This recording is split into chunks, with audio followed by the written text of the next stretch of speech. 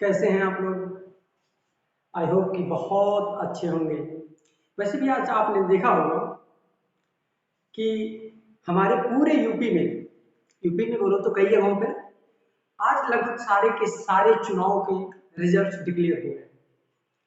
चुनाव खत्म हो गया। ये चुनाव 5 साल बाद फिर से आ सकता है, लेकिन आपका जो समय चला जाएगा वो 5 साल बाद वापस नहीं आएगा। इसलिए अगर आप चुनाव लड़ चुके हो, तैयारी खत्म हो चुकी हो, चुनाव की रिजल्ट आपको मिल चुका है, तो आप स्ट्रगल करना शुरू करें। किस पर? किताबों और कापियों पर। जो कुछ अभी तक आपने जितना संघर्ष किया गांव के गलियों में, अब उससे कहीं ज्यादा संघर्ष आपको करना चाहिए अपनी कॉपी और किताब के साथ। ठीक है ना? आइए आज हम बात करते हैं आपसे। आप इसलिए क्योंकि आप वोटर होंगे, इसलिए हम आपसे बात करें। मैं आपसे बात कर रहा हूँ, आपसे इसलिए बात कर रहा हूँ कि मुझे लगता है कि आप वोटर होंगे। अगर क्लास 12 में है तो आप वोटर होंगे। ठीक है ना? आज हम बात करेंगे applications of the Gauss law. किसकी बात करेंगे? Applications applications of Gauss law. ठीक है? गॉस के नियम का अनुप्रयोग, मतलब गॉस का जो प्रमेय है उसका क्या यूज है, कैसे यूज है, हम उसकी डिस्कशन इस लेक्चर में करेंगे। ठीक है ना? आपको क्लियर दिखाई दे रहा है? 1 मिनट में देख लूं, उसके बाद मैं शुरू करता हूं। ठीक है ना? एकदम झक्कास, वेरी गुड। अब हम आपसे बात करेंगे। पहला पॉइंट जो है वो कहा जा रहा है कि एक समान कोई आवेश है, एक समान किसी छड़ पर पड़ा हुआ है और अनंत लंबाई के छड़। किस पर? अनंत लंबाई के क्षण पर कोई क्या है? एक समान आवेश क्या है? डिस्ट्रीब्यूटेड है, और उससे कुछ दूरी पर हमको क्या निकालना है? वैद्युत क्षेत्र निकालना है। किसके हेल्प से निकालना है? किसके हेल्प से निकालना है? गॉस के प्रमेय के, गॉस के लॉ के, गॉस के थ्योरम के। ठीक है? आइए देखते हैं, इसका हम फिगर बनाते हैं। इस फिगर के थ्रू स्टडी स्टार्ट करते हैं। ये पहला अनुप्रयोग है। ठीक है? एक अनंत लंबाई का कोई तार, ठीक है, इस तार पर एक समान आवेश को डिस्ट्रीब्यूट किया जाए, एक समान आवेश को डिस्ट्रीब्यूट किया। मान लेता हूं कि इससे r मीटर दूरी पर या r दूरी पर स्थित है कोई बिंदु, और इस बिंदु पर हमको क्या निकालना है? वैद्युत क्षेत्र की तीव्रता। मान लीजिए कि ये बिंदु r है और इस पर एक हम ऐसा कुछ बनेगा। इस पर क्या करना है हमको? r दूरी, इस पर हमको वैद्युत क्षेत्र की तीव्रता। एक चीज और बताते हैं, मान लेते हैं कि जो लंबाई है इस तार की वो कितना है? ठीक। इस पर जो टोटल आवेश है, आवेश तो मुझे नहीं पता है क्योंकि आवेश इस पर यूनिफॉर्मली डिस्ट्रीब्यूटेड है, एक समान रूप से क्या है? डिस्ट्रीब्यूटेड है। थोड़ी सी बात, बहुत जल्दबाजी नहीं है, धीरे धीरे समझिए। जब तक कॉन्सेप्ट क्लियर ना हो जाए तब तक आप इसको देखते रहिए। ठीक है ना? आइए, अगर आपको परमानेंट और स्टेबल रिजल्ट चाहिए तो इसके लिए आपको कंटिन्यूटी बनानी पड़ेगी। ठीक है ना? अब देखिए, इस पर 3 सतह बनेंगे। एक बनेगा सतह S1, एक बनेगा दूसरा S2, और तीसरा बनेगा ये इसका वक्र पृष्ठीय क्षेत्रफल, जो वक्र पृष्ठ है, वक्राकार पृष्ठ है, ये बनेगा S3। ठीक। मैं मान लेता हूं, और मान क्या लेता हूं? सरफेस से हमेशा क्या होता है? वैद्युत क्षेत्र E जो होता है, वैद्युत क्षेत्र की जो तीव्रता E होती है वो क्या होती है? परपेंडिकुलर, यानी सतह पर परपेंडिकुलर। अब मैंने मान लिया कि इस पर कोई छोटा सा क्षेत्रफल हमने ए मान लिया, ए नहीं बी ए। पूरा क्षेत्रफल क्या है? ए, और ये क्षेत्रफल क्या है? बी ए। अगर हम इसका अगर हम इसका यूनिट वेक्टर निकालें, एकांक सदिश वेक्टर, क्षेत्रफल सदिश जिसे आप कहते हैं, तो डी ए वेक्टर इधर होगा। कोई डाउट नहीं है? हाँ, एक हम एस्टिमेट करवा लें, एक पॉइंट ऐसा ही हम मान लेते हैं इसका S1।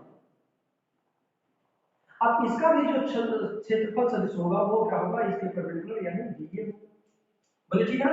एक पॉइंट इस पर मान लेते हैं, एक छोटा सा क्षेत्रफल, और इस क्षेत्रफल का भी क्षेत्रफल सदिश क्या मान लेते हैं? बोले ठीक है ना?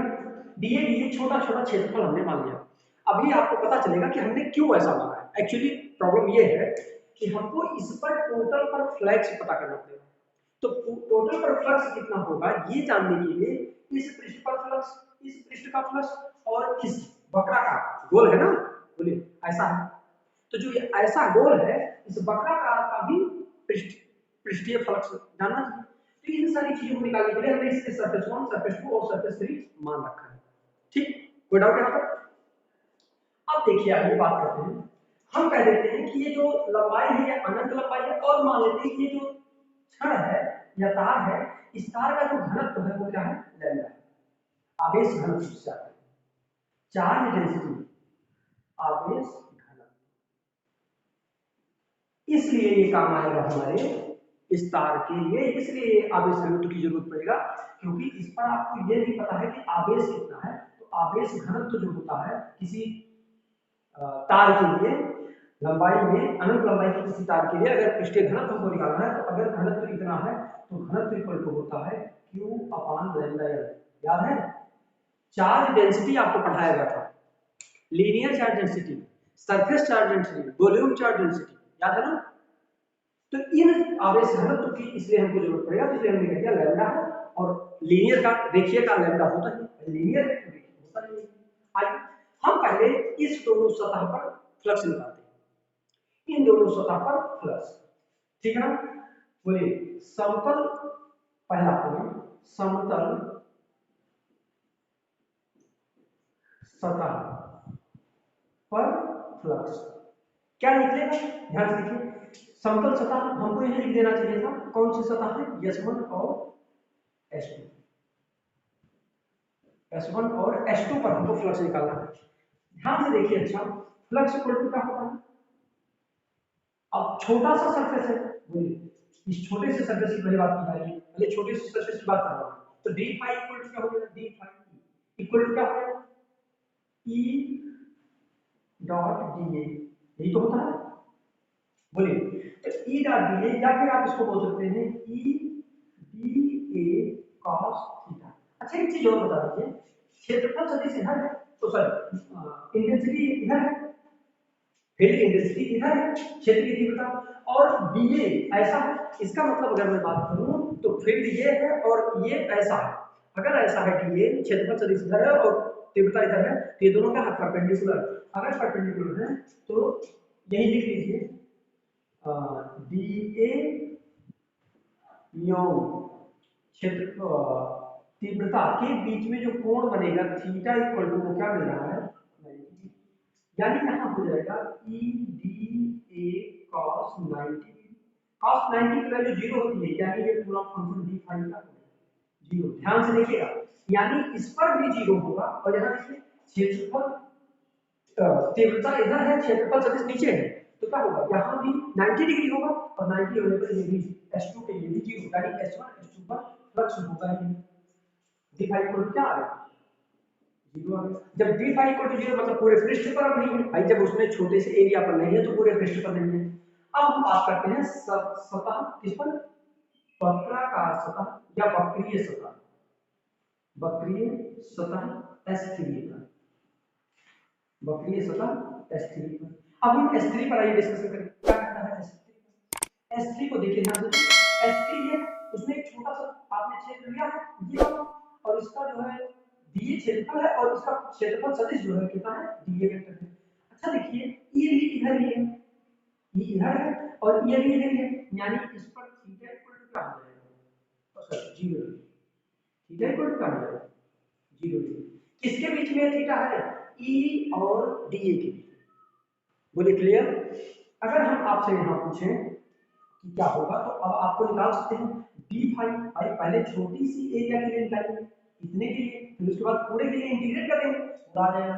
तो d फाई इक्वल टू क्या हो जाएगा, E dA cos theta, theta की जगह पर क्या है 0, तो E dA cos 0, cos 0 की वैल्यू 1 होगी, इसका मतलब कह सकते हैं आप E dA जो क्षेत्रफल सदिश जो इस पर आएगा, फ्लक्स आएगा d फाई e, मतलब इतने इतने सरफेस पर जो क्षेत्र फ्लक्स आएगा वो इतना d phi equal to E dA आएगा। अच्छा एक चीज बताइए, अगर मैं पूछूं संपूर्ण पृष्ठ के लिए, मैं कह सकता हूं नहीं कह सकता, बोलिए, तो अगर मैं कहूँ संपूर्ण पृष्ठ के लिए, संपूर्ण पृष्ठ या सतह पर फ्लक्स, तब आप क्या कहेंगे, आप सीधा सीधा इसको इंटीग्रेट करेंगे, तो आप इंटीग्रेट करेंगे तो D phi E equal to क्या हो जाएगा, integration of close integral of S3 surface के लिए, S3 सर्फेस के लिए निकालें तो इसका मतलब ई डी ए। अच्छा क्षेत्रफल सदिश के लिए, क्षेत्रफल है इसका मतलब ई बाहर आ जाएगा, इंटीग्रेशन ऑफ क्लोज इंटीग्रल मतलब बंद पृष्ठ के लिए तो डी ए।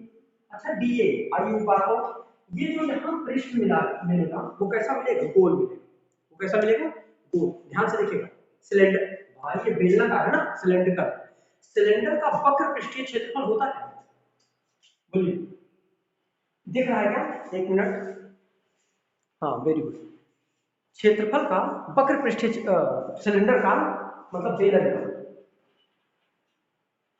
बेलन का वक्र पृष्ठीय क्षेत्रफल क्या होता है, पृष्ठीय क्षेत्रफल क्या होता है, याद करिए 2 पाई आर एल, क्या होता है 2 पाई आर एल, बोले क्लियर। यानी आगे हम इसको लिख सकते हैं डी फाई को, अब इंटीग्रेट हो चुका है तो ये फाई हो जाएगा, बोलिए तो फाई ई इक्वल टू क्या हो जाएगा 2 पाई आर एल और ई, मतलब 2 पाई आर एल इतना आएगा। एक काम करिए इसको समीकरण 1 मान लीजिए। दूसरी चीज, अब गॉस के नियम से, गॉस के प्रमेय से फ्लक्स कितना होगा, flux phi E equal to होता है 1 upon epsilon not into Q, उस पर जितना आवेश होगा। अब ये क्यों ना लिखी क्योंकि मुझे पता नहीं है आवेश कितना है, तो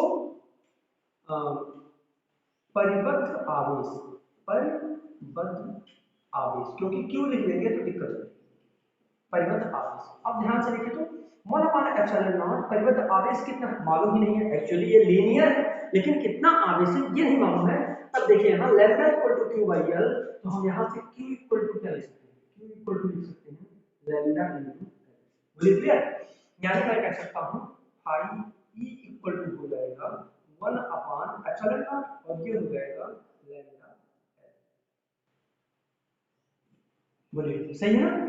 तो ये हो जाएगा lambda L upon epsilon not, ये भी फाई ई है भाई, इस पृष्ठ पर टोटल फ्लक्स ये भी है और टोटल फ्लक्स ये भी है, इसको समीकरण 2 मान लेते हैं और हम कर देते हैं समीकरण 1 और 2 की तुलना, समीकरण 1 2। अब देखिए ये भी फाई ई की वैल्यू है, ये भी फाई ई की वैल्यू है, इसका मतलब एलएचएस बराबर है तो आरएचएस बराबर हो जाएगा, यानी आप लिख सकते हैं 2 pi R L E equal लिख सकते हैं lambda L upon epsilon not. बोलिए आप इसको लिख सकते हैं, यहां से देखिए एल और एल कैंसिल, यानी 2 पाई आर ई इक्वल आपको मिलेगा क्या, इक्वल मिलेगा लैम्डा अपॉन एप्सिलॉन नॉट, तो ई इक्वल टू क्या हो जाएगा भाई, तीव्रता कितनी हो जाएगी भाई, तो छेद क्या करना है लैम्डा अपॉन ये हो जाएगा 2 पाई आर ई, सॉरी ये 2 पाई आर और एप्सिलॉन नॉट पहले से। अच्छा एक चीज और देखिए तो जो ये तीव्रता आया वो इतना आया, मतलब lambda upon 2 pi R epsilon not, ये जो lambda upon 2 pi R epsilon not है, एक बार देखिए कि इसको हम लिख क्या सकते हैं, आप इसको कह सकते हैं, मैं यहां से इरेज कर दूंगा थोड़ा सा, इरेज कर दूंगा, देख कर चलिए सर ठीक है, ये दिख रहा है, एक मिनट देख लो मैं, देख लो मैं, हाँ दिख रहा है। अच्छा ऊपर से जो है कुछ डिस्टर्ब हो रहा है, एक मिनट, अब ठीक है ना।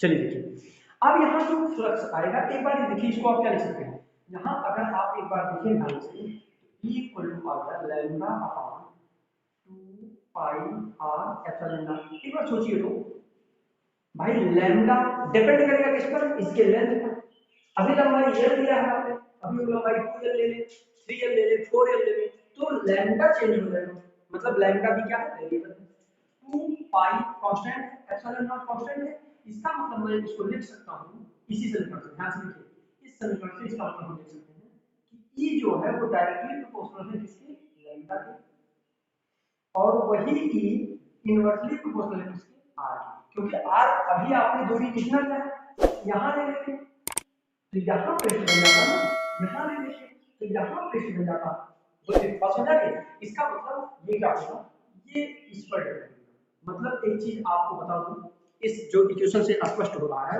वो कह रहा है, एक बार मैं फिर से समझाता हूँ, थोड़ा सा टाइम में कोई जरूरत नहीं। एक बार सोचिए, ये कह रहा है, ये जो प्रश्न है ये क्या कह रहा है,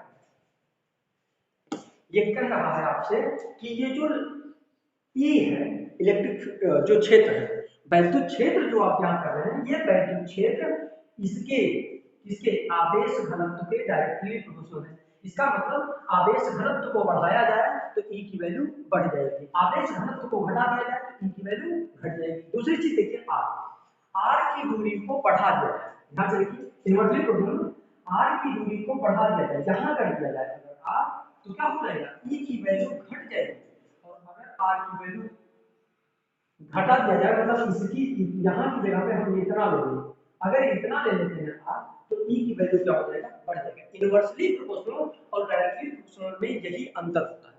बोलिए, समझ में आ रहा है, क्लियर? मतलब इन्होंने कहा, कि अगर कोई लंब, कोई एक तार हो, एक समान आवेश से चार्ज हो, उससे आर दूरी पर कोई वस्तु ले ले, कोई बिंदु ले ले, उस बिंदु पर अगर हमको विद्युत क्षेत्र की तीव्रता निकालनी है, तो उसके लिए हमको क्या करना पड़ेगा, इन सभी सतहों का फ्लक्स निकालना पड़ेगा। इस सतह पर फ्लक्स नहीं है, क्योंकि थीटा इक्वल टू ई और डीए के बीच में वैद्युत क्षेत्र की तीव्रता और क्षेत्रफल सदिश के बीच में जो कोण बन रहा है वो 90 डिग्री, और cos 90 की वैल्यू 0 होती है, जैसे कि आपने देखा है। तो d phi इक्वल टू 0, जब तो phi इक्वल टू भी 0 हो जाएगा, इस पर और इस पर कोई फ्लक्स नहीं होगा। वक्रीय सतह स्ट्रीट फर्क, मतलब ये गोल गोल सतह है, जो गोल गोल सतह है, बोलिए, मतलब ये सिलेंडर जैसा ना, तो ये जो सतह है, इन सब पर भाई ये गोल है ऐसे, तो इस पर जो सतह पर बनेगा वो कितना फ्लक्स बनेगा, तो d phi equal to e dA cos phi e dA cos theta, मतलब 0 है, तो e dA हो जाएगा cos 90 cos 0 की वैल्यू 1 होती है, तो संपूर्ण पृष्ठ पर फ्लक्स इंटीग्रेट कर लीजिए।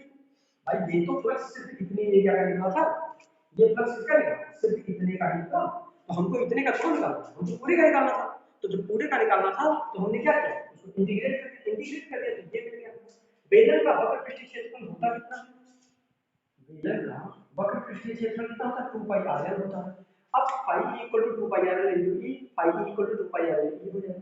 गॉस के प्रमेय से phi इक्वल टू 1/epsilon परिबद्ध आवेश कितना होगा मालूम ही नहीं है। अब आवेश से मालूम हो तो इसका घनत्व हमने मान लिया था पहले से, इसका घनत्व कितना है, और रेखीय घनत्व होता ही कितना, रेखीय चार्ज डेंसिटी कितनी होती है, lambda, lambda equal to q by l, तो हमने q इक्वल टू यहां से निकाला लैम्डा, लैम्डा l हो जाएगा, तो lambda q equal to lambda उठा करके हमने रखा इस समीकरण और इस समीकरण से, ये भी फ्लक्स था, ये भी फ्लक्स था, LHS बराबर था RHS बराबर होगा, ये लैम्डा गया, e इक्वल टू हो जाएगा लैम्डा अपॉन 2 पाई एप्सिलॉन 2 पाई r एप्सिलॉन नॉट। अब देखिए 2 कांस्टेंट है, पाई कांस्टेंट है, एप्सिलॉन नॉट कांस्टेंट है, लेकिन लैम्डा की वैल्यू चेंज हो रही है। भाई अगर इस लंबाई को हम बढ़ा दें तो क्या हो जाएगा, लैम्डा चेंज हो जाएगा, r की भी वैल्यू चेंज हो सकती है। r अभी तक हमने समझा ना कि r यहाँ ये दूरी आपने r लिया, मैं यहाँ की दूरी r ले लूँ, मैं यहाँ की दूरी r ले लूँ, मैं कोई और दूरी r ले लूँ, इसके पास में कोई भी दूसरा ले लूँ r ले लूँ, तो वो दूरी तो चेंज हो सकती है। तो ये दोनों लैम्डा और r क्या है, लैम्डा और r वेरिएबल है, तो e directly proportional to lambda, मतलब जो विद्युत चुंबकीय क्षेत्र होता है वो क्षेत्र कैसा होता है, इसके आवेश घनत्व के डायरेक्टली प्रोपोर्शनल है। अगर आवेश घनत्व को बढ़ाया जाएगा तो क्षेत्र बढ़ जाएगा, अगर आवेश घनत्व को घटा दिया जाएगा तो क्षेत्रफल घट जाएगा, और दूरी के इनवर्सली प्रोपोर्शनल है। इसका मतलब कि अगर हम r को घटा दें तो e बढ़ जाएगा, अगर r को बढ़ा दें तो e घट जाएगा। बात समझ में आ गया, मतलब धनावेशित चार्ज के लिए, और ये चार्ज कैसा था, धनावेशित था, भाई ये आवेश कैसा था, धनावेशित था। बात समझ में आ गई।